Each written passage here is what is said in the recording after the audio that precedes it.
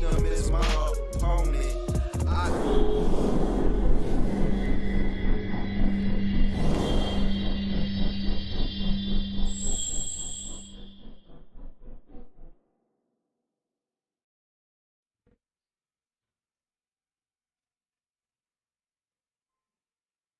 All right, I say shalom to everybody. Shalom, shalom, all Israel. Shalom, shalom, Shabbat, shalom. All right. So not a nice spring day.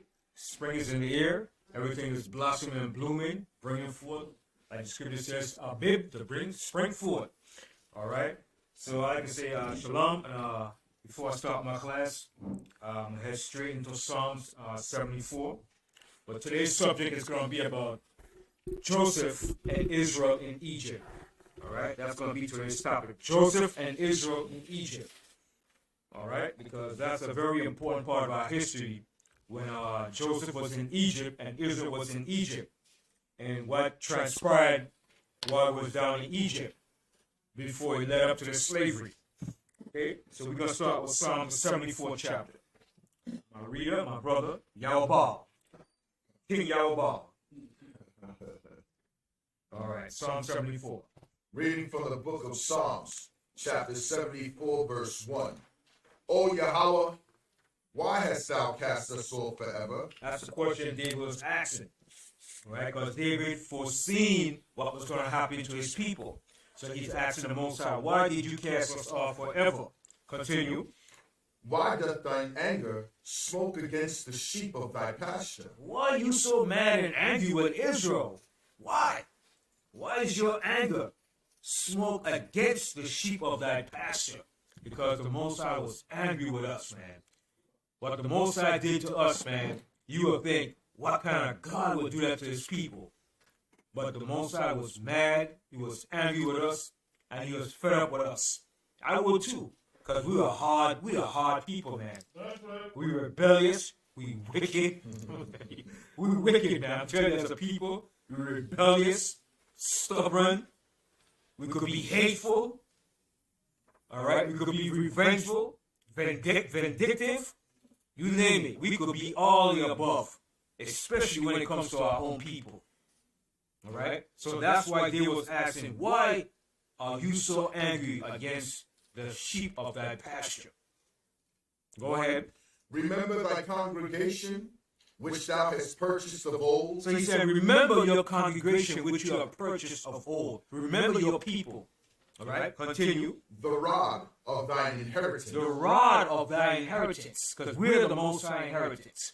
Go ahead. Which thou hast redeemed. Which thou hast redeemed, because the Most High is going to redeem us. All right, go ahead. This Mount Zion, wherein thou hast dwelt. This Mount Zion, wherein thou hast dwelt. And the Most High loves Mount Zion above all the cities. Mount Zion is that place. Okay? You always hear the Rastaman say, Zion, in Mount Zion. Zion, but it's not talking about Ethiopia, Zion. It's talking about Jerusalem in Mount Zion. Mount Zion's in Jerusalem, not Ethiopia. Okay? Get this thing straight. All right? You talk about Mount Zion, Zion, but it's not in Ethiopia. Okay? Continue. Lift up thy feet unto perpetual desolations, even all that the enemy hath done wickedly in the sanctuary. Right, so that's what they did to Jerusalem. Jerusalem has been destroyed and wrecked. Now you have imposters in Jerusalem. This is what David is saying. So some people, so I see why the Rastaman say, nah, Israel can't be Mount Zion, because you have devils in Jerusalem in Mount Zion today. But when it was occupied by the people of the Most High, that was the true Mount Zion. So David said, now the enemies is in Mount Zion. All right? The enemies is ruling in Mount Zion. They have Mount Zion as their city and rejoicing over it. Continue. Thine enemies roar in the midst of thy congregation. See? And the enemy is roaring in the midst of the Most High congregation. Continue. They set up their ensigns for signs. Yeah, they set up their own flag, their own everything. They set up their own ensigns. So about the Jewish people. Ani Yahudi. Our homeland. set themselves up in our land, claiming to be the people of the Most High. Yahudi, we're Yahudi. We suffered in Germany. We suffered worldwide. And they set up their ensign in our land, boasted.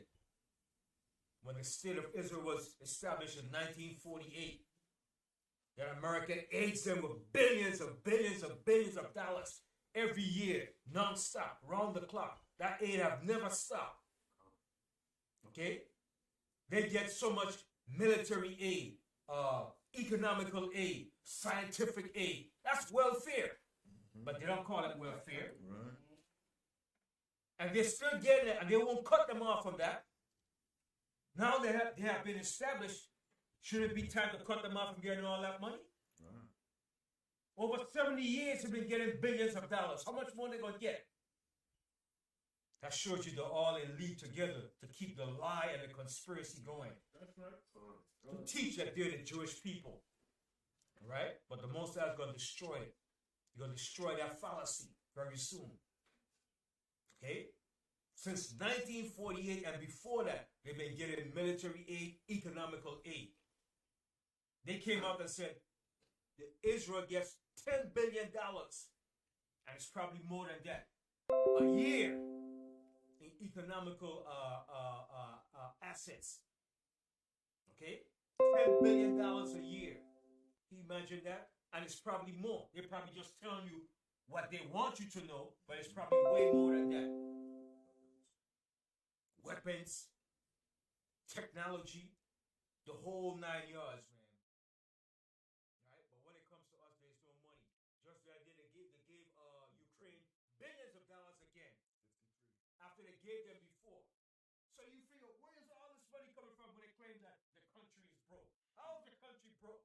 But you can find all this money to give Ukraine military weapons. But trust me, the United States could never go broke. Okay? They charge and rob people taxes too much in this country from the people, the American public. You're taxed and overtaxed. Okay? Businesses, bridges and tunnels, the MTA, all right? All these big corporations bring in billions to the country. You understand? Into the state of New York. This country could never go broke. The only way to tell you it goes broke because somebody is directing the funds somewhere else. But it could never go broke. Never. Too much money is being made every day. While you sleeping, money is being made in this country. Round the clock, 24 hours, money is being made. But they will tell you that there's no money. All right? But don't believe the hype. Okay? Continue. Verse 5. A man was famous according as he had lifted up axes upon the thick trees. Right. So a man became famous upon the thick trees. They cut down all the trees in Jerusalem. When the Romans came in and sacked and destroyed Jerusalem, they chopped and they cut down. They poured salt all over the field. They destroyed everything. Every stone and wall came down. Okay, when the Romans came to destroy Jerusalem, they came on a mission. When the Babylonians destroyed it, the same thing too. But the Romans did worse. All right? The Romans, when they came in, they destroyed, because Jerusalem is a fruitful and a fertile country. And what they did, they poured salt all over the entire land to cause it to be barren. Okay? That's why the Most High called, he said, he's going to give us a land flowing with what? Milk and honey. Jerusalem was a land flowing with cattle. Okay? Vegetation. A fruitful country. But when the enemies came in, they destroyed everything out of it. But even today, it's still a fruitful country. When these imposters build it up, you should see all the oranges and the fruit trees in Israel, man. Right? Mango trees. Oh, man. You should see the mangoes. Mangoes are sweet over there, man. Up in Galilee. Some sweet Julie mango, man. I'm telling you, man. You'll swear you're back in the islands when you taste those Julie mangoes up in Galilee. All right? Go ahead. Verse 6. But now They break down the carved work See, they broke down all the carved work that was in Jerusalem. Go ahead. thereof at once with axes and With hammers. axes and hammers. They laid Jerusalem to the ground, man. Just like the scripture said. All right, go ahead. They have cast fire into thy sanctuary. They destroyed the temple that Solomon built. Okay, go ahead. They have defiled by casting down the dwelling place of thy name to the ground. That's right. And the Most High allowed them to do this because of what we did to the Most High. This was the beginning of the Most High taking away our name out of the earth. This was the beginning stage of Most High said, that's it. Your name is going to be no more on the earth. You're going to be destroyed. Continue. They said in their hearts, let us destroy them together. That's what they said in their hearts, and they fulfilled that. And they're still doing it today. Okay? Continue. They have burned up all the synagogues of Yahweh in the land. And that's what they destroyed. All the synagogues. All the places that we went to worship were destroyed. Continue. We see not our signs. There is no more any prophet. Back then, there was no more signs, no more prophet to show the people nothing. Because the Most High said, that's it. It's over. Continue. Neither is there among us any that knoweth how long. Yeah, we was going, how long was this going to last? How long? And it lasted a long time, man. Okay? From 70 AD to now 2022, it's over 2,000 years. Right? Over 2,000 years. Continue. O Yahweh, how long shall the adversary reproach? Shall the enemy blaspheme thy name forever? That's the question David is asking. Shall the enemy blaspheme your name forever? How long are they going to continue to blaspheme your name? But everything has its time. Everything has to run its course. Just like we have to run our course with our punishment. All right? Continue. Why withdrawest thou thy hand, even thy right hand? Pluck it out of thy bosom. See what David is asking the Most High? You see what he's asking him? Why withdrawest thou thy right? Why are you holding back, Most High? Pluck it out, man, and destroy the enemies. He's asking the Most High to destroy them. But in due time, the Most High is going to hear those prayers. Read that verse again. Why withdrawest thou thine hand? Why are you holding back your hand, Most High? Don't hold it back, man. Bring forth your hand of wrath. Go ahead. Even thy right hand. Pluck it out of thy bosom. Take it out of your bosom. Don't hold it there, Most High.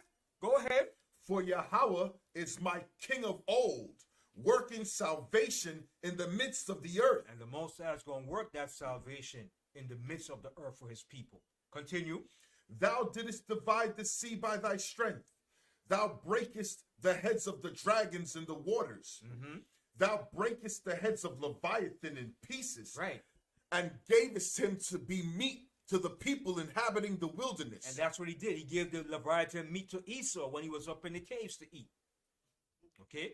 That's what he used to eat. Look at the mother and father's skulls. Okay? Go ahead. Thou didst cleave the foundation and the flood. Thou driedest up mighty rivers. Excuse me. Thou didst cleave the fountain and the flood. Thou driedest up mighty rivers. The day is thine. The night also is thine. Thou hast prepared the light and the sun. So David said, the day is thine, the night also is thine. Thou hast prepared the light and the sun. Most High is a power that did these things. Go ahead. Thou hast set all the borders of the earth. Thou hast made summer and winter. See, the Most High made summer and winter. Okay, not no scientists. The Most High made summer and winter by the seasons. Okay, go ahead. Remember this, that the enemy hath reproached, O Yahweh, and that the foolish people have blasphemed thy name. Yeah, and that's what the foolish people have blasphemed the Most High name. And they're still blaspheming the Most High name. Mother Nature. She. There's no God. Okay? And they've been blaspheming the Most High name for a long time. But the Most High said he's long-suffering, man. And when the Most High is ready to get loose, he's going to get busy, man. Go ahead. Oh, deliver not the soul of thy turtle dove unto the multitude of the wicked. Mm-hmm. Forget not the congregation of thy poor forever. See how David was pleading with the Most High? See how our forefathers pleaded to the Most High for our people, man? David said, oh, deliver not the soul of thy turtle dove unto the multitude of the wicked. Don't give us over to the wicked, man. Okay? And forget not the congregation of the poor forever. The Most High hasn't forgotten us. He just punished us. Okay? Go ahead. Have respect unto the covenant, for the dark places of the earth are full of the habitations of cruelty. Mm-hmm. Oh, let not the oppressed return ashamed. Let the poor and needy praise thy name. And that's who's going to praise the Most High name. The poor and the needy is going to praise the Most High. Okay, go ahead. Arise, O Yahweh, plead thine own cause. Remember how the foolish man reproacheth thee daily. And that's what they're doing. They're reproaching the Most High daily. The foolish man reproaches the Most High daily. Continue. Forget not the voice of thine enemies. The tumult of those that rise up against thee increaseth continually. So what David said, forget not the voice of thy enemies. Okay? The tumult of those that rise up against thee increaseth continually. So David is asking the Most High not to forget, okay, but to remember his people and to remember what the enemy has done. All right? And the Most High is going to remember all these things, and he's going to bring all these judgment upon our enemies. All right? Selah. Okay, so let's go into our subject matter. Joseph and Israel in Egypt. Because you have a lot of Egyptologists, black Egyptologists. I'll tell you that Egypt, that Joseph was never in Egypt, Israel was never in Egypt, which is a lie. They don't want to tell you that because it will expose all the lies and falsity that they've been teaching for centuries. Okay? And the reason why they did this, because they understood what the Most High did to Egypt. They realized that it was a power that destroyed Egypt and brought Egypt down.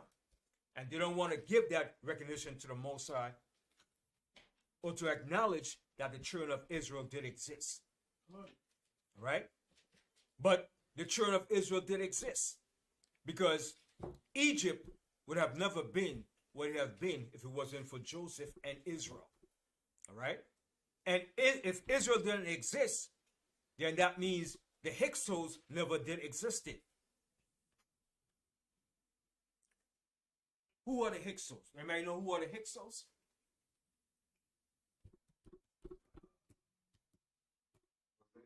Called the shepherd people? Right, they were called shepherd kings or foreign rulers of Egypt. Now, if the Hyksos existed, Israel had to exist too. All right? Because the Hyksos was a major force in Egypt. The Hyksos ruled Egypt for about 150 years. They took over Egypt. All right? And Joseph was in power when the Hyksos were ruling Egypt. All right? They will tell you the Hyksos was an Asiatic people. All right? But my personal belief, I think the Hyksos were Shemitic people. And I think they were Assyrians. That's my personal belief. They will tell you the Hyksos were the Shemitic people as the Amorites. The Amorites were not Shemitic people. The Amorites are Hamitic people. They are family to the Canaanites. Okay? So that's totally off when you say the Hyksos were Amorites are Shemitic people. The Amorites are not Shemitic. Okay? But the Hyksos were a Shemitic people because Joseph got in real good with the Hyksos. All right? And we're going to show you, according to scriptures, that the Hyksos were not Hamitic people. Okay? Because the Egyptians didn't like shepherds. What did the Egyptians call shepherds? Abomination. Shepherds were abomination to the true Egyptians. But the Hyksos were shepherds too. Okay, and we're going to show you that when Joseph got his brothers back into Egypt, he told them, he said, when you go before Pharaoh, tell the Pharaoh your occupation is shepherds. And he's going to give you the best land in Egypt. Now, why would he tell his brothers to tell the Pharaoh that if they were true Egyptians? They would have killed him and kick him out. All right? Because shepherds were abomination to the true Egyptians. Now, when you read the history of the Hyksos, Amuz was a true Egyptian, a native Egyptian that kicked the Hyksos out of Egypt. He kicked them out. He expelled the Hyksos out of Egypt. All right? When he kicked them out, that was the end of the Hyksos rule in Egypt. That was the end of the 17th dynasty. All right? So we're going to go into some of the history of that.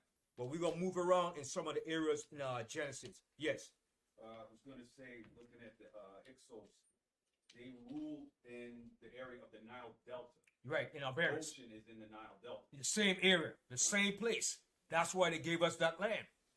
All right? The same place that we dwelt in Goshen, they dwelt in the same area called Albertus. Okay? So let's go to Genesis, the 41st chapter. And we're going to show you here in the beginning part. When there was a famine in Egypt, the Hyksos was ruling. But when the Hyksos was ruling, they took on the same Egyptian customs. Just like every nation that invaded Egypt, they took on the Egyptian customs. Even the Greeks did it too. Okay? The Persians, the Libyans, all right? The Cushites, the Nubians did it too. They took on the Egyptian customs. The Assyrians, when the Assyrians went down and invaded Egypt, they took on the Egyptian customs. All right? So that's what the Hyksos did. They took on the Egyptian customs. Okay, let's go to Genesis 41. So it's the top. Genesis 41. We're not going to read the whole chapter. We're going to start here from Genesis 41, and let's start here from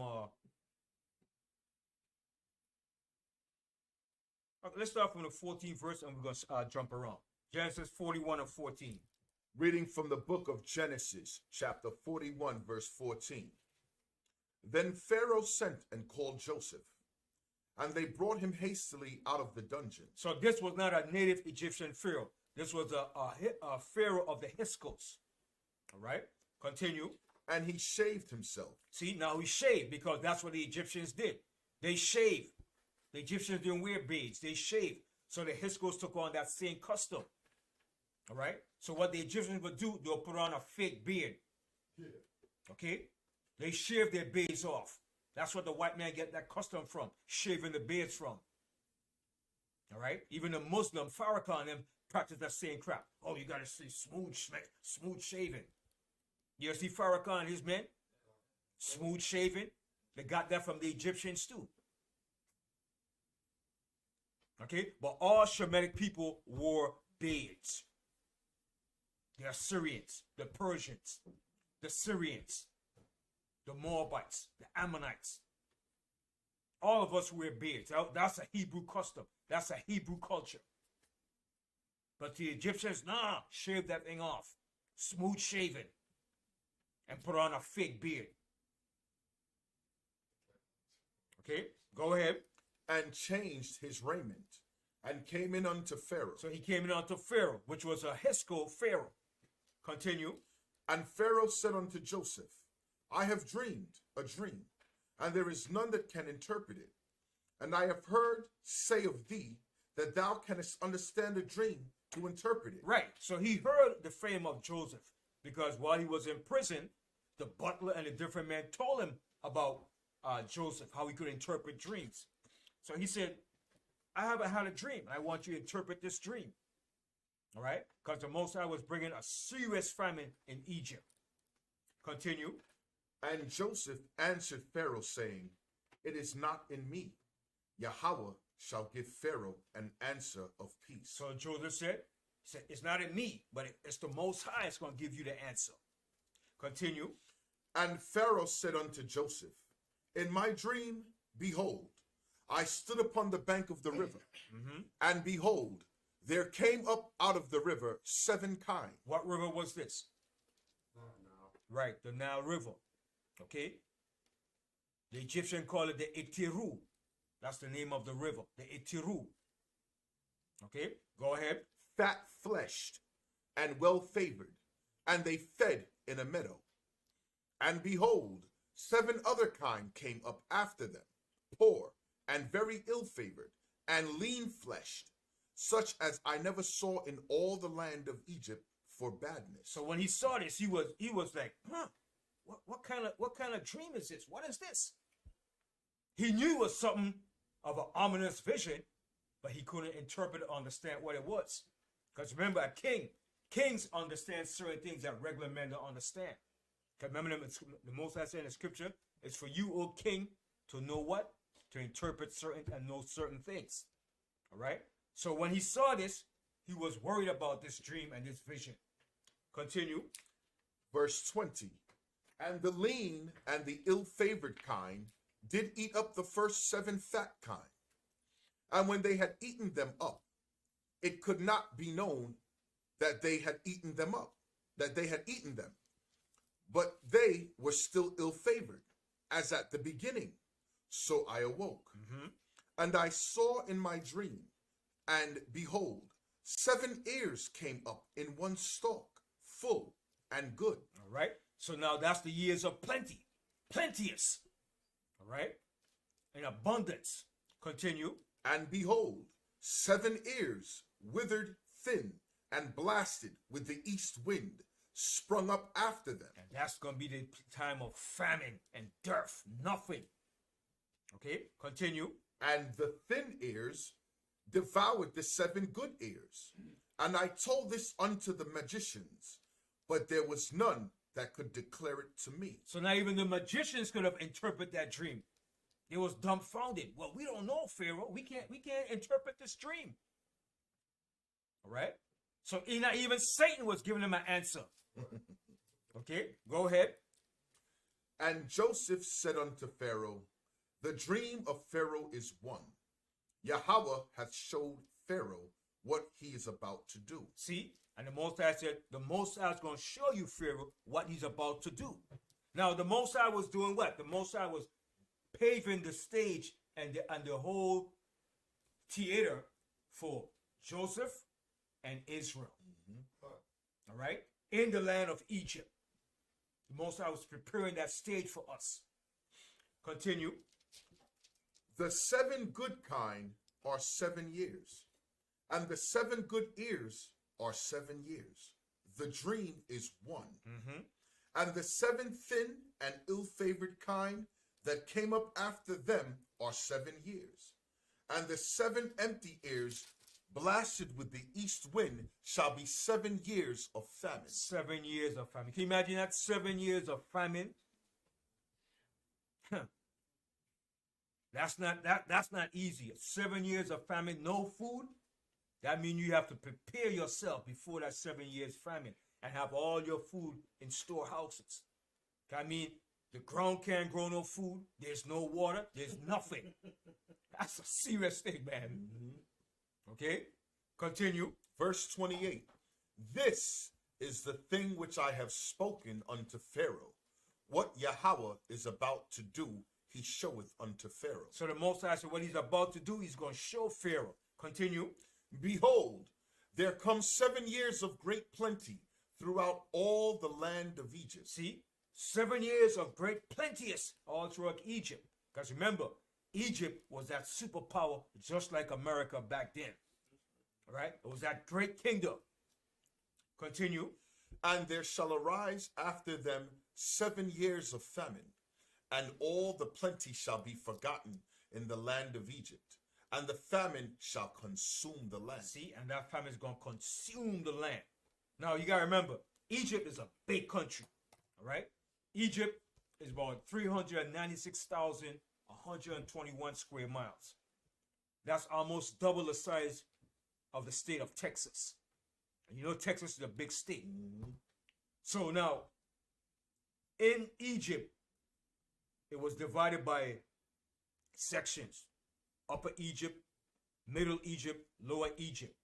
Now, to get from Upper Egypt to Lower Egypt will take you at least a month to travel by foot.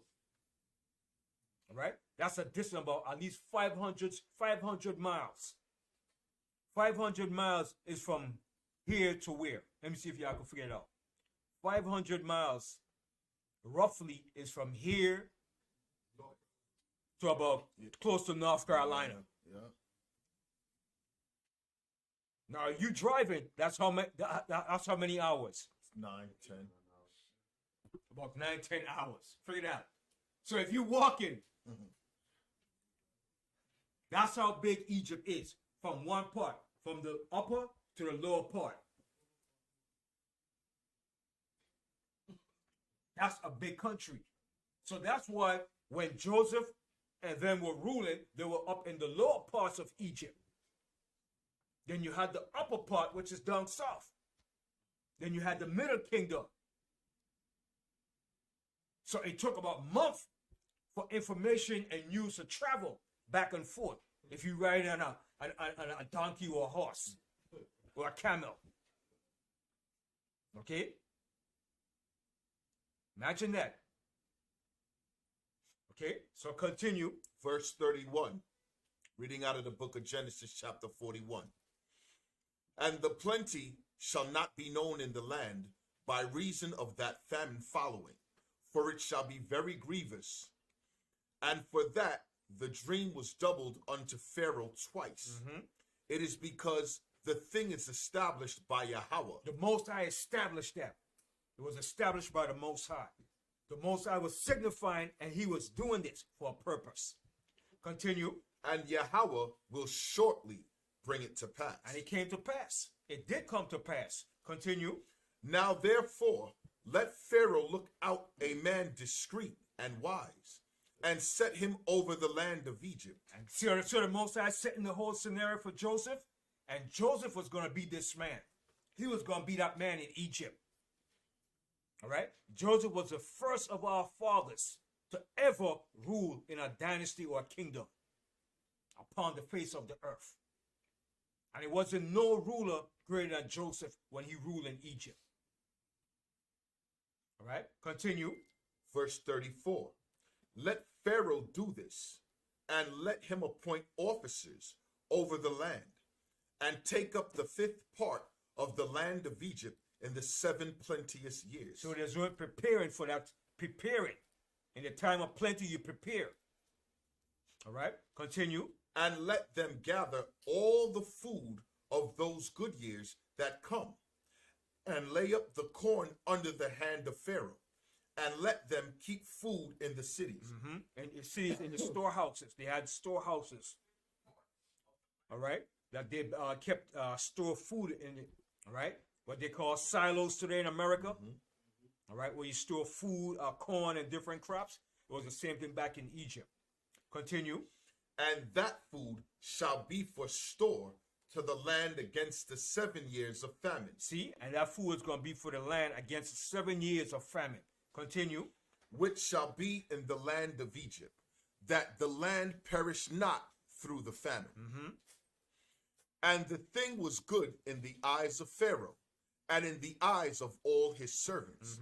And Pharaoh said unto his servants, Can we find such a one as this? Can we find such a one as this is? A man in whom the spirit of Yahweh is? And that counsel and wisdom came from Joseph that he gave Pharaoh. So Pharaoh said, man, can we find such a one as this is, a man in whom the spirit of the Most High is? Because Joseph gave him great wisdom and understanding how to prepare for themselves. All right, continue. And Pharaoh said unto Joseph, For as much as Yahweh hath showed thee all this, there is none so discreet and wise as thou art. And Joseph was wise. Okay, Joseph was a visionist. Okay, go ahead. thou shalt be over my house, and according unto thy word shall all my people be ruled. Only in the throne will I be greater than thou. See what he said? Only in the throne I will be greater than you, Joseph. But anybody else, nobody is going to oversee or supersede you. Only me alone is going to be the man. And he put Joseph in a major position. Right? And Joseph ran and ruled that position with great loyalty and dignity. Right? Now remember, Joseph went down to Egypt at what age? At 17. He went down to Egypt at a young age. Now at this time, he was a full-grown man. Okay? So you know Joseph spoke Egyptian, fluent in the Egyptian, knew the language, the science, the arts, everything in Egypt. Right? And Joseph lived a long time in Egypt. Joseph lived in Egypt for 93 years. 93 years he lived in Egypt for. Right? So let's continue. Verse 41. And Pharaoh said unto Joseph, See, I have set thee over all the land of Egypt. Now, what does that mean when he said over all the land of Egypt? Is it over all the entire land of Egypt? Over The upper. over the lower. Over the lower parts of Egypt? Because who was in the upper part of Egypt at this particular time? The real Egyptian. The real Egyptians were in the upper part of Egypt. They were known as the Thebes, Thebes, the Thebes dynasty under Ammuz. Okay? That was the 17th dynasty of Egypt. The Thebes dynasty was ruling Upper Egypt. And the H.O.D.C with Joseph had the lower part of Egypt, which is up north. Okay? So you don't get confused. The lower part of Egypt is up north, and the upper part of Egypt is down south. Now, down south, you also had, who was down south with the Egyptians down there? The Nubians. Their biggest rivals. The Nubians, which were Cushites, were right next door to them. And that's who they always had conflict with. Enslaved them, robbed them of their gold, took their gold. Okay? That was the Egyptians' biggest rivals, the Nubians. Okay? So Nubia was down south to Upper Egypt. Continue. Verse 42. And Pharaoh took off his ring from his hand and put it upon Joseph's hand, and arrayed him in vestures of fine linen. Fine linen, which was white. Egypt was famous for its fine linen and its cotton. You ever heard of the Egyptian cotton? They had one of the best cotton. In one of the movie, I think it was showing you this guy, he was a drug dealer. He said, you want to kill me? You want to kill me? Come, give me to me. And he starts something with a pick. And he said, yeah, man, I got the finest Egyptian cotton, man. He was acting like a Dominican gangster. Right? So Egypt is famous for their fine linen and cotton that they have in Egypt. One of the best. All right? So Pharaoh adorned Joseph in the fine linen of Egypt. Go ahead. And put a gold chain about his neck. And put a gold chain on his neck. A solid gold chain. Solid gold that probably came from Nubia. Okay? So back then, we were famous for wearing gold. It's nothing new. Just like we like wearing gold today too. So you can imagine Joseph on the throne, sitting there wearing a solid gold chain, just chilling, passing out the decree, telling the Pharaoh, boom, boom, what's next? And you know Joseph ran that thing smoothly, man, with wisdom. You understand? It wasn't like Joseph was these black politicians today. He wasn't like that. These black politicians today is only about themselves and greedy. Okay, continue. Verse 43. And he made him to ride in the second chariot which he had. See, and the H.O.D.C had the best chariots that they brought into Egypt.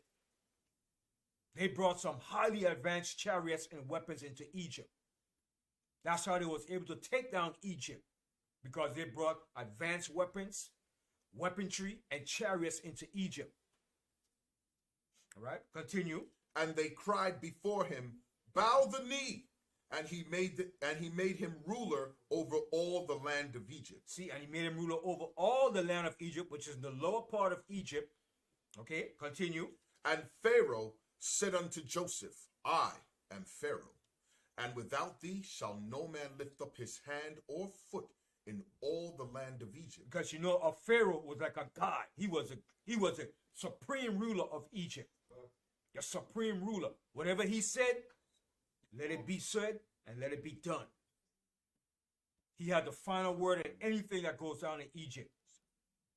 Continue. And Pharaoh called Joseph's name Zephnath-Paneah, and he gave him to wife Asenath, the daughter of Potipharah, priest of On. And Joseph went out over all the land of Egypt. But now, even Joseph's fame went out all over all Egypt, even Upper Egypt too, his fame. Okay? Because the Pharaoh that came from Upper Egypt, they knew about the H.O.D.C. But they couldn't overthrow the H.O.D.C at that time yet. Because why? They were still battling with the Nubians. And the H.O.D.C were very powerful when it came to warfare. So it wasn't that time yet to expel the H.O.D.C. So they knew about the H.O.D.C. If you have a foreign ruler in your land, you had to know about them. There's no way you can say, well, we don't know about the H.O.D.C when you expel them out of your country. So if you expel the H.O.D.C, you had to know the Hebrews too. Because the H.O.D.C were in the land of the H.O.D.C together. But they won't tell you that. They will, oh no, the Hebrews are never in Egypt. Don't believe that lie. Okay? The Egyptian name for the Asiatic people in Egypt is called the Shashu people. S-H-A-S-U. The Shashu people. Okay? Especially the Hebrews. S-H-A, Shashu, S-H-A-S-U. The Shashu people. That's the Egyptian name for the Hebrews in Egypt. Okay? It's all written on the walls of Egypt. Okay? What we call hieroglyphics is just the Greek name. That means the sacred writings. But the Egyptian called that writing the Medu Neter.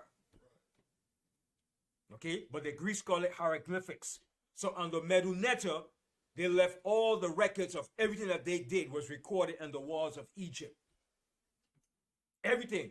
The events, the history, the wars, the nations, the people that were in Egypt was left on the walls of Egypt.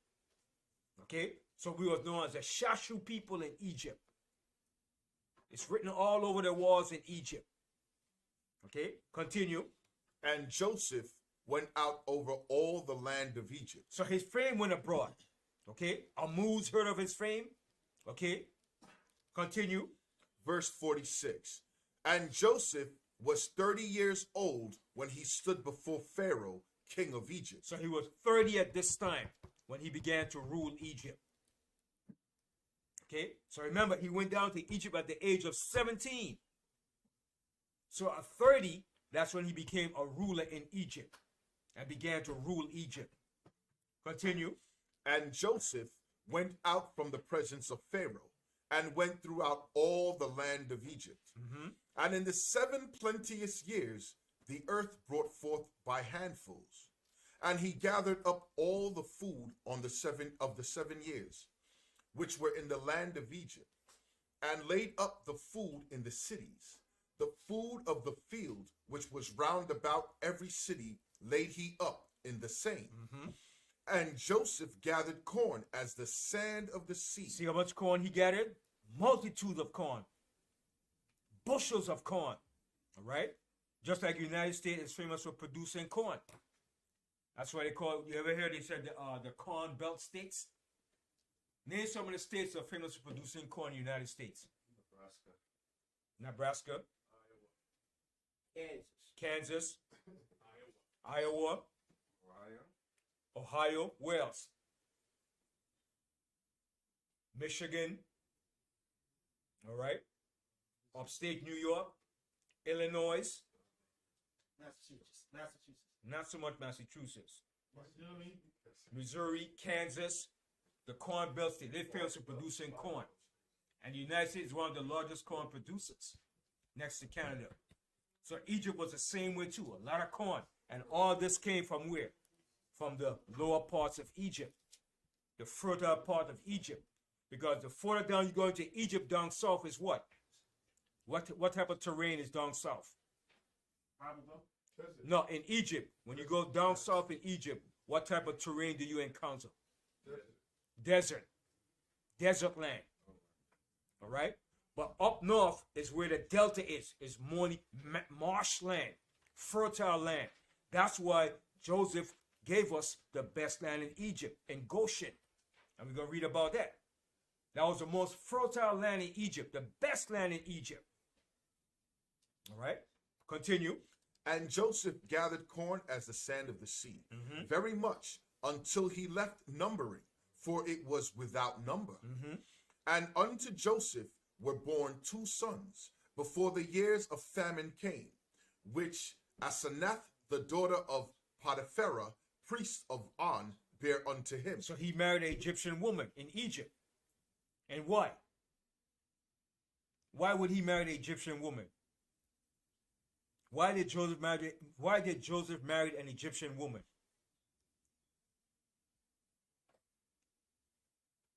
You all know the answer. Think.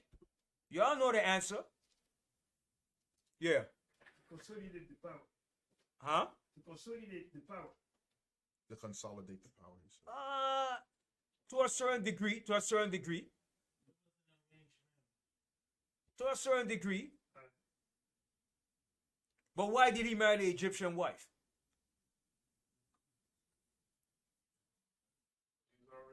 He was already in Egypt living all those years. So where you gonna get his wife from? He was already there living there all those years. He already been there for 30 years already. So it's more natural that's where you're gonna get his wife from. You understand? He ain't gonna go back over into the land of Canaan. He was already in Egypt living all those years. I remember he spent his entire life in Egypt. He died in Egypt. And his families didn't come down yet. Didn't come down yet. You understand? He didn't make known to his family, his brethren, who he was. Because everybody thought he was dead. All right? Continue. Verse 51. And Joseph called the name of the firstborn Manasseh. For Yahweh, said he, hath made me forget all my toils. See what Manasseh mean? Made to forget. It mean made to forget. That was his firstborn son. Go ahead. And all my father's house. And the name of the second son, and the name of the second called he Ephraim. So Ephraim, which means fruitful. So those 2 sons were born in Egypt. Okay? These 2 sons were not born in the land of Canaan like the other sons of Jacob. Manasseh and Ephraim was born in Egypt. Now, would they be Egyptians? No. Okay, they won't be Egyptians. They were still Israelites. Why? Because they see of his father, even though his mother was an Egyptian. All right? But somebody, brother, he's an Egyptian, but he was born in Egypt. All right? Go ahead.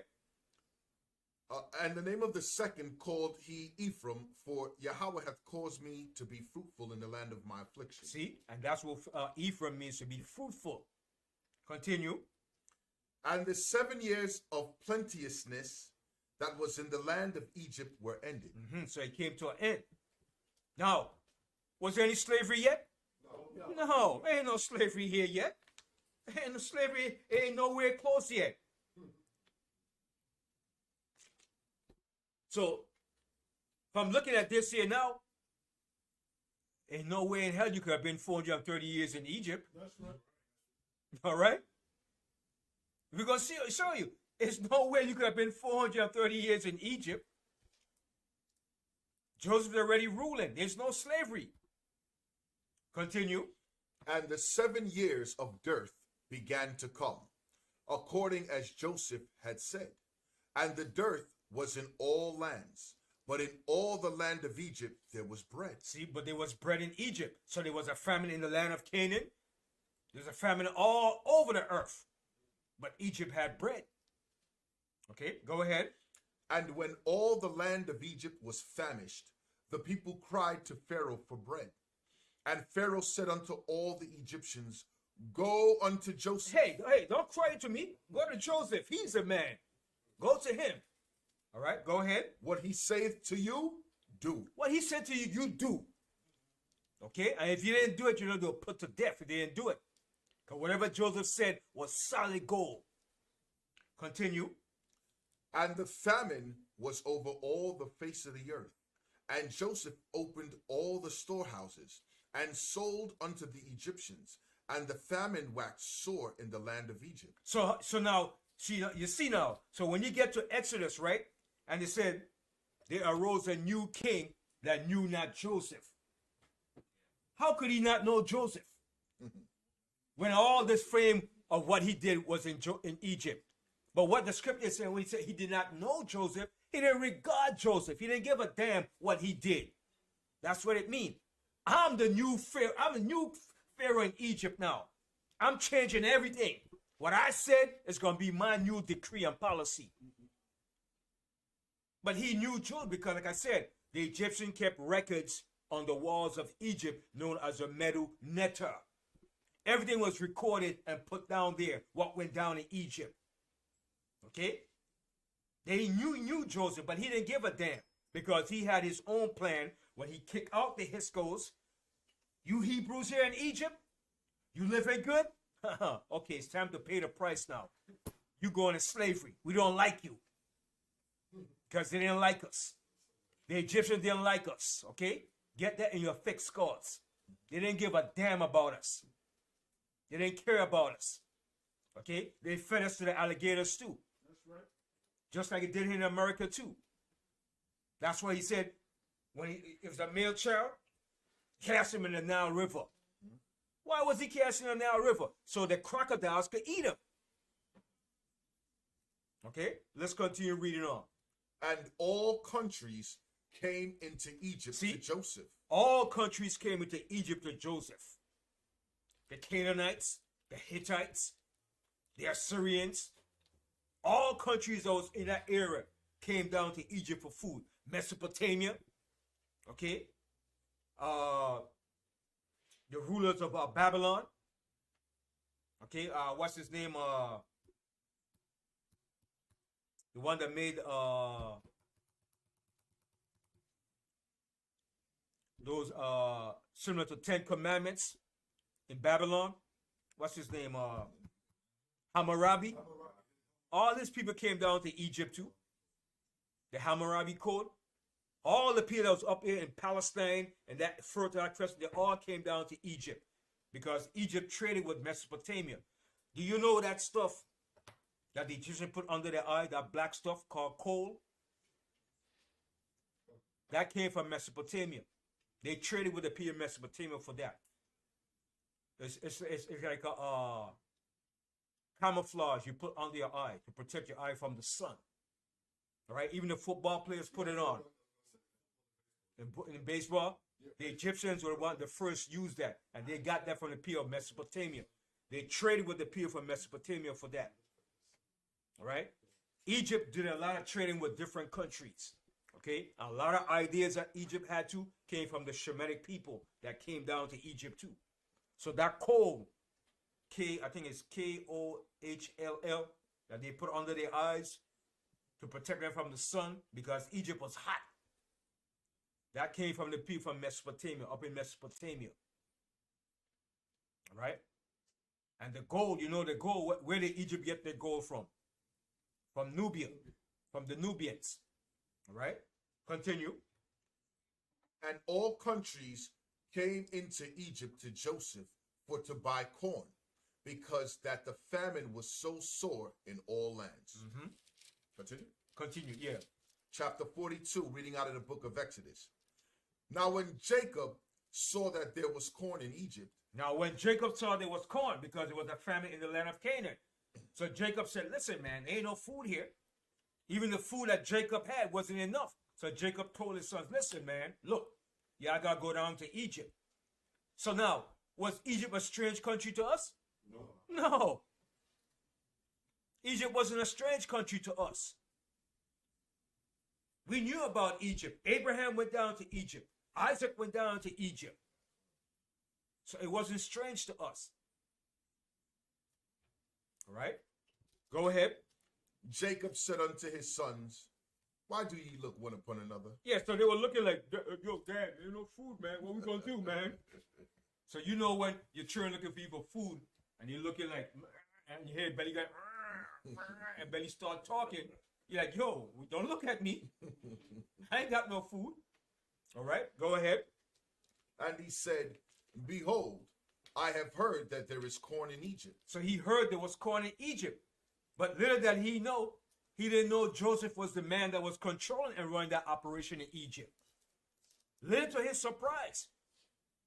All right, continue. Get you down thither. He said, go down to Egypt, man. Go down to Egypt and get some food, man. Okay, go ahead. And buy for us from thence, that we may live and not die. Mm-hmm. And Joseph's 10 brethren went down to buy corn in Egypt. Mm-hmm. But Benjamin, Joseph's brother, Jacob sent not with his brethren. For he said, lest peradventure mischief befall him. So Jacob said, nah, I'm not sending Benjamin. I already lost one son. Nah, you stay here with me. You're the youngest.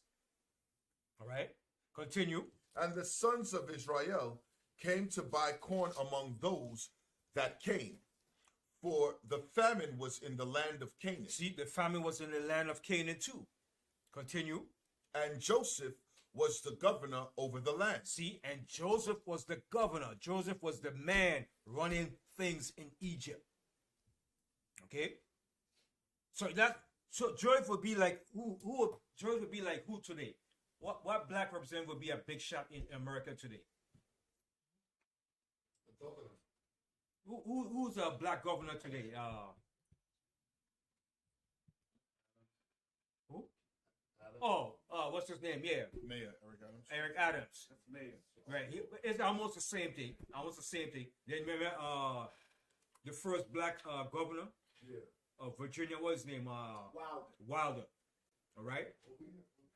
You got a good bit of black governors too in this country too. Patterson. You know. Massachusetts. He's one in Massachusetts too, right? Yeah. What's his name? What is his name? But you had a good bit of black governors. They started off as mayors, and then they worked up to governors. All right. But Joseph was governor over Egypt. He was the head honcho, man. Okay. Colin Powell. Yeah, he was like a Colin Powell, man, a top man in Egypt.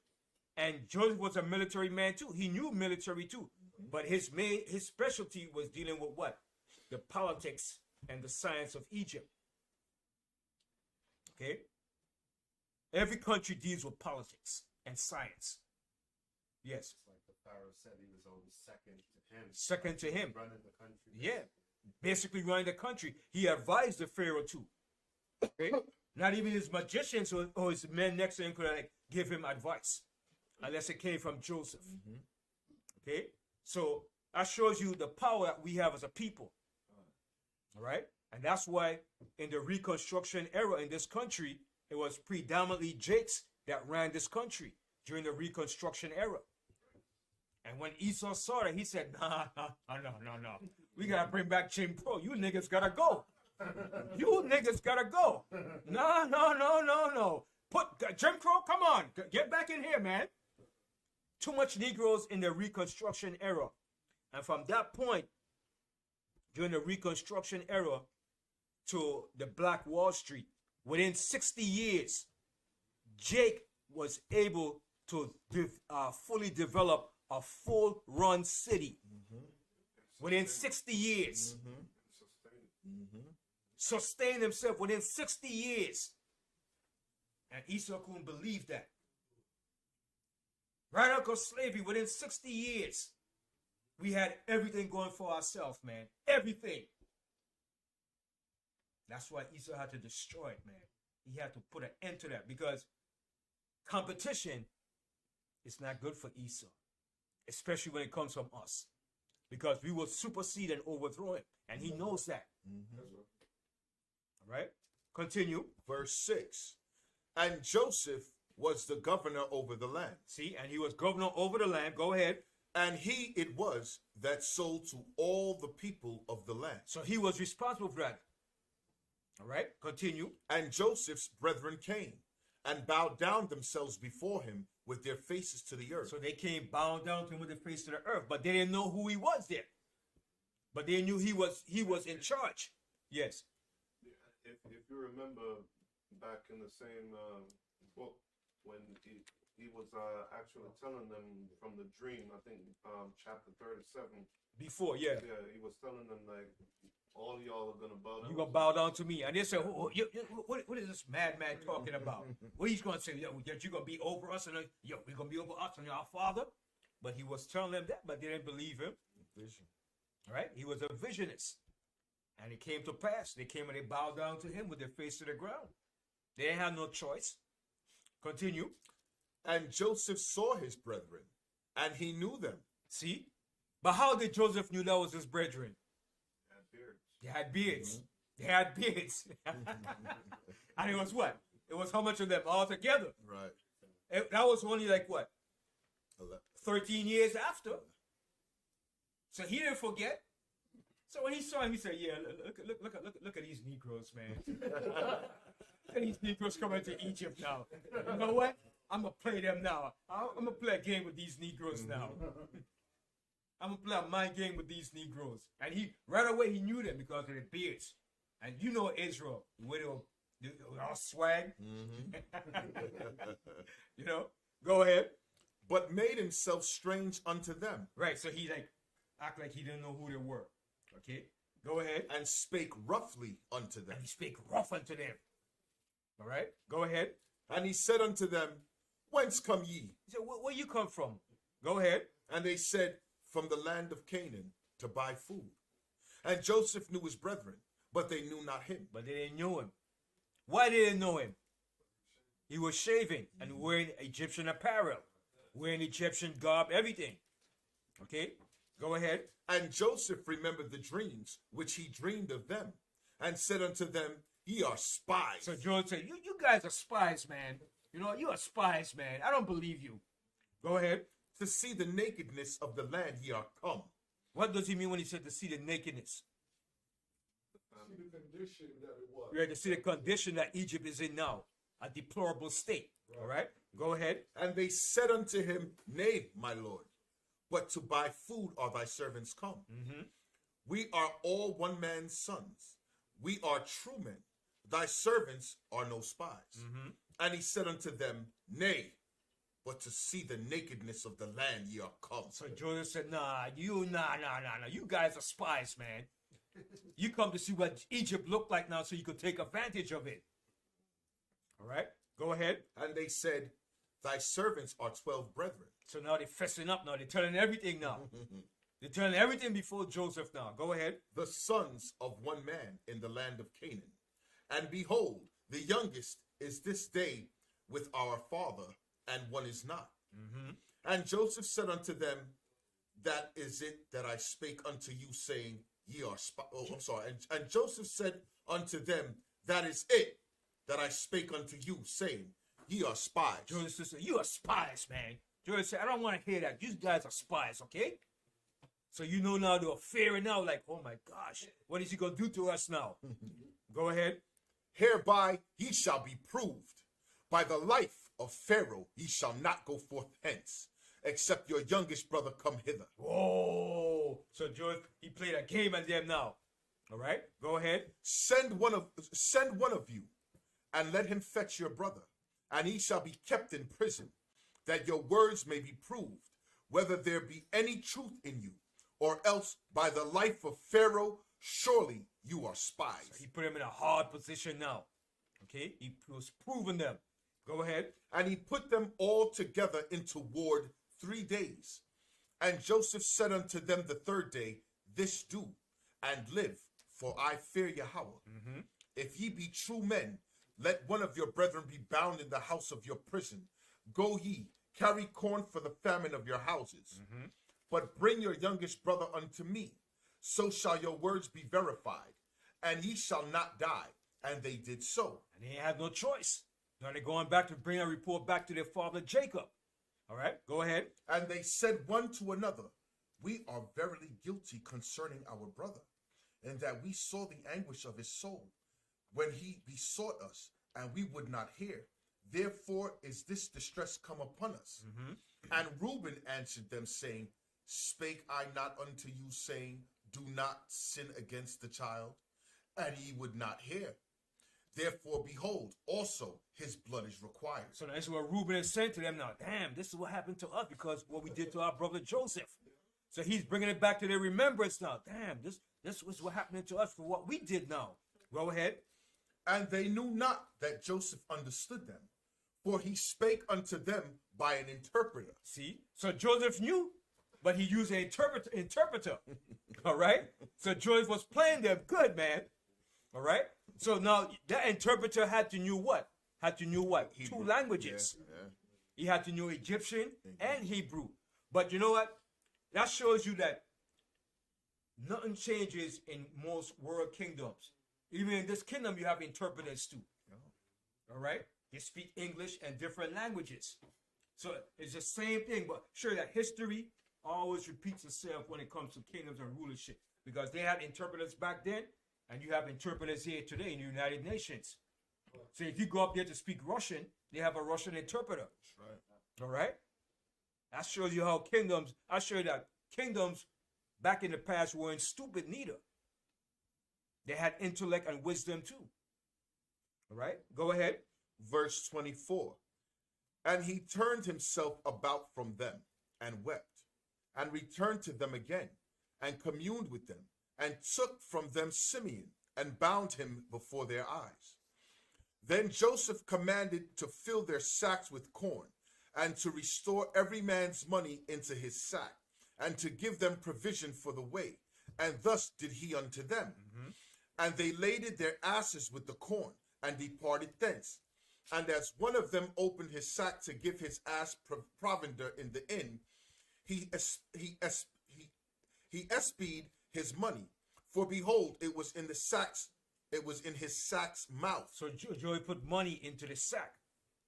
Right? He put extra money in there. He put the money that belongs to Pharaoh in there. So by you putting Pharaoh's money in there, that's a problem. You're in trouble because that seems like you what? That you stole it. You're stealing. So Joseph set them up. All right, go ahead. And he said unto his brethren, my money is restored, and lo, it is even in my sack. And their heart failed them, and they were afraid, saying one to another, what is this that Yahweh hath done unto us? And they came unto Jacob their father unto the land of Canaan, and told him all that befell unto them, saying, the man who is Lord of the land spake roughly to us, and took us for spies of the country. So now they're giving a report to Jacob. He said, the man that's in Egypt, man, he spake roughly to us, and said, we are spies. Go ahead. And we said unto him, we are true men. We are no spies. We be 12 brethren, sons of our father. One is not. And the youngest is this day with our father in the land of Canaan. And the man, the Lord of the country, said unto us, hereby shall I know that ye are true men. Leave one of your brethren here with me, and take food for the famine of your households, and be gone. And bring your youngest brother unto me. Then shall I know that ye are no spies. So Joseph said, bring your younger brother to me. And when you bring him, I know that you're not spies. Go ahead. But that ye are true men, so will I deliver you your brother, and ye shall traffic in the land. And it came to pass, as they emptied their sacks, that behold, every man's bundle of money was in his sack. And when both they and their father saw the bundles of money, they were afraid. And Jacob their father said unto them, me have ye bereaved of my children. Joseph is not, and Simeon is not, and ye will take Benjamin away. All these things are against me. So Joseph said, damn, I don't have Joseph. Simeon is in Egypt. Now you gonna take Benjamin too? What you gonna do to me now? Go ahead. And Reuben spake unto his father, saying, Slay my 2 sons, if I bring him not to thee. Deliver him into my hand, and I will bring him to thee again. And he said, My son shall not go down with you, for his brother is dead, and he is left alone. If mischief befall him by the way in which ye go, then shall ye bring down my gray hairs with sorrow to the grave. Verse 43. And the famine was sore in the land.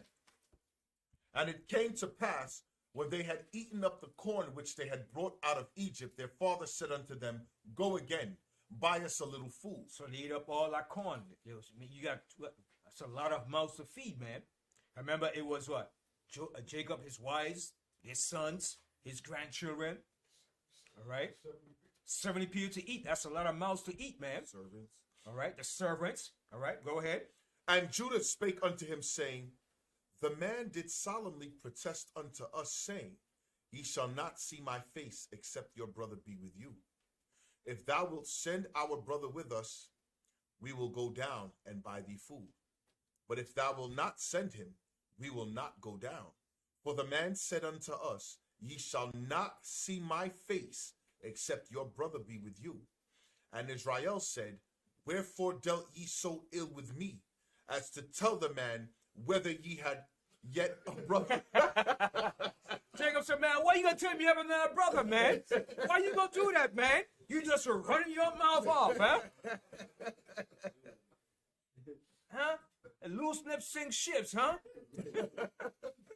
Jacob was like, damn, go ahead. And they said, The man asked us straightly of our state and of our kindred, saying, Is your father yet alive? Have ye another brother? And we told him according to the tenor of these words. Could we certainly know that he would say, Bring your brother down? And Judah said unto Israel his father, Send the lad with me, and we will arise and go, that we may live and not die, both we and thou, and also our little ones. I will be surety for him. So Judah said, listen, I'll take the rap, man. Put this on me, okay? I'll take the rap if anything goes down. Go ahead. Of my hand shalt thou require him, if I bring him not unto thee and set him before thee. Then let me bear this blame forever. You see that? Go ahead. For except we had lingered, surely now we had returned this second time. And their father Israel said unto them, If it must be so now, do this. Take of the best fruits in the land in your vessels, and carry down the man a present, a little balm, and a little honey, spices and myrrh, nuts and almonds. See, he took it in as a gift, man. All these were precious things that was needed back then. Money was good, but all these things here, balm, honey, spices and myrrh, and almonds and nuts, these were precious good stuff, man. Yeah. So, if the famine was going on up there, I guess these things He were preserved. He had them preserved. Yeah. Because remember, Jacob even had prepared himself for the famine too. So he had whatever he had left preserved. He said, take these down to the Pharaoh. Okay. All right. Verse 12. And take double money in your hand, and the money that was brought again in the mouth of your sacks, carry it again in your hand. Peradventure, it was an oversight. Take also your brother, and arise, go again unto the man. And Yahweh Almighty give you mercy before the man, that he may send away your other brother and Benjamin. If I be bereaved of my children, I am bereaved. He said, man, so be it. Let it be done, man. Okay, go ahead. And the men took that present, and they took double money in their hand, and Benjamin, and arose up, and went down to Egypt, and stood before Joseph. And when Joseph saw Benjamin with them, he said to the ruler of his house, Bring these men home, and slay, and make ready, for these men shall dine with me at noon. Right. So, why was Joseph so impressed in seeing Benjamin? Because that was his only brother by his mother's Yeah. side. Right. That's Right. right. That's right. And he wanted to see him. And when he saw him, he was like, oh, man. All right? Yeah. He also asked them if their father was alive too. Yeah. Like they should have been able to see like this Right, guy right, too right. much. Yeah. Yeah. But he was playing them, you know what I mean? And he was like getting back to them. He was playing a psychological game with them too. Yes. As soon as he threw them off by saying that they were spies, They started confessing like, oh man, he's gonna punish us, he's gonna do us in, man. Yeah. He was playing a mind game with them, man. All right, go ahead. And the man did as Joseph bade. And the man brought the men into Joseph's house. And the men were afraid because they were brought into Joseph's house. And they said, because of the money that was returned in our sacks at the first time are we brought in, that he may seek occasion against us and fall upon us and take us for bondmen in our asses. And they came near to the steward of Joseph's house, and they communed with him at the door of the house, and said, O sir, we came indeed down at the first time to buy food. And it came to pass, when we came to the inn, that we opened our sacks, and behold, every man's money was in the mouth of his sack, our money in full weight, and we have brought it again in our hand. And other money have we brought down in our hands to buy food. We cannot tell who put our money in our sacks. So now they're fessing up and talking everything. Look, man, it's extra money in this thing. We didn't put it there. We don't know how it got there. Go ahead. And he said, peace be to you. Fear not. Your power and the power of your father hath given you treasure in your sacks. I had your money. And he brought Simeon out unto them. So he brought out Simeon. So he's sure he was a man of his word. All right, go ahead.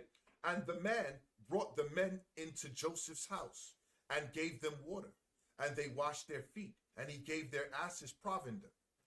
And they made ready the present against Joseph. And they made ready the present against Joseph. Came at noon. For they heard that they should eat bread there. And when Joseph came home, they brought him the present which was in their hand into the house, and bowed themselves to him to the earth. And he asked them of their welfare, and said, Is your father well? The old man of whom ye spake, is he yet alive? Right. So is he yet alive? So they asked, he's inquiring about his father. Go ahead. And they answered, Thy servant, our father, is in good health. He is yet alive. And they bowed down their heads and made obeisance. And he lifted up his eyes and saw his brother Benjamin, his mother's son, and said, Is this your younger brother of whom ye spake unto me? And he said, God be gracious unto thee, my son. And Joseph made haste, for his bowels did yearn upon his brother. And he sought where to weep. And he entered into his chamber and wept there. Right, so he couldn't hold it back no more. He couldn't hold back the tears, so he went in the chamber to cry. And I said, when he saw his brother, that's strong brotherly love, man. All right, he couldn't hold in those tears no more, man. Tears just running down, man. All right, go ahead. And he washed his face and went out and refrained himself and said, Set on bread. And they set on for him by himself, and for them by themselves, and for the Egyptians which did eat with them by themselves, because the Egyptians might not eat bread with the Hebrews, for that is an abomination unto the Egyptians. See, it's an abomination to the Egyptians. Okay? They hated us, man. They looked on us like idiots. That's what they saw us as, man. All right? Go ahead. And they sat before him, the firstborn according to his birthright, and the youngest according to his youth. And the men marveled one at another. And he took and sent messes unto them from before him. But Benjamin's mess was 5 times so much as any of theirs. And they drank and were merry with him. All right. So we're going to continue this another time. We'll end this here. Showing you what transpired in Egypt. All right. So remember, all what this was taking place while Joseph was in Egypt. Joseph was in that 17th dynasty. All right. This was the 17th dynasty of the H.O.D.C ruling Egypt. But the slavery didn't come until what dynasty? The 18th dynasty. So now, while this was being transpired, was there any slavery here yet? No slavery. All right. All right. So with that, I say shalom, and we're gonna continue this the next following week, and we're gonna go more into the history of it. Shalom. Shalom.